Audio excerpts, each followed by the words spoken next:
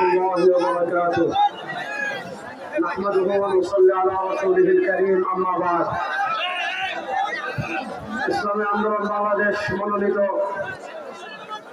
হাত পাকা প্রতীকের সংসদ সদস্য পদপ্রার্থী পীর সাহেব চরমনায় রাহিমাহুল্লাহ সুযোগ্য সাহেবজাদা মুফতি সৈয়দ ইসহাক মোহাম্মদ আবুল খায়ের হাফিজাহুল্লাহর সমর্থনে আজকের এই বিশাল নির্বাচনী জনসভা ইতিমধ্যে আমাদের মাঝে উপস্থিত হয়েছেন বিশ্ব ইসলামী রাজনীতির অন্যতম অভিভাবক মুফতি সৈয়দ মোহাম্মদ রেজাউল করিম পীর সাহেব চরমনায় আমাদের মাঝে উপস্থিত হয়েছেন বাংলাদেশের স্বাধীনতা, বাংলাদেশের ইসলামী তাহজিব তামাদ্দুন, বাংলাদেশের মানচিত্রের অন্যতম পাহারাদার মুফতি সৈয়দ মোহাম্মদ ফয়জুল করিম শাইখে চরমনায় হাফিজাহুল্লাহ।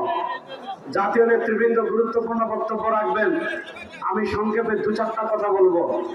গত 54 বছর বাংলাদেশ যে সিস্টেমে চলেছে, এই সিস্টেমে 54 বছর বাংলাদেশ চলেছে, কাঠামোগত পরিবর্তন হয় নাই।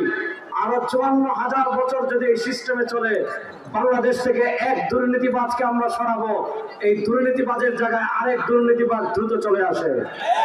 আমরা এক চাঁদাবাজকে তাড়াতে এক সাগর রক্ত দেই।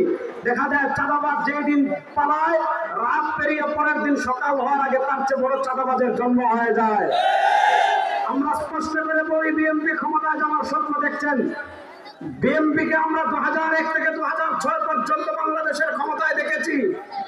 বিএনপি আমাদেরকে সুশাসন দিতে পারেন নাই, বিএনপি ইনসাফ দিতে পারেন নাই। বিএনপি কি দিয়েছেন? বাংলাদেশের রাষ্ট্রকে 4 বার দুর্নীতিতে চ্যাম্পিয়ন করেছেন। 2001 থেকে নিয়ে 2004 পর্যন্ত এই বিএনপির অন্যতম শরিক দল হিসাবে ক্ষমতা আলওয়ার দিকে ছিল জামাত। 2001 থেকে নিয়ে 2006 পর্যন্ত বাংলাদেশে যত দুর্নীতি হয়েছে, বাংলাদেশে যে খাম্বা দুর্নীতি হয়েছে, বাংলাদেশে যত ফোন হয়েছে, বাংলাদেশে যত গুম হয়েছে, বাংলাদেশে যত চাঁদাবাজি হয়েছে, এগুলোর দায় যেমন বিএনপির আছে, এগুলোর দায় যেমন জামাতের আছে।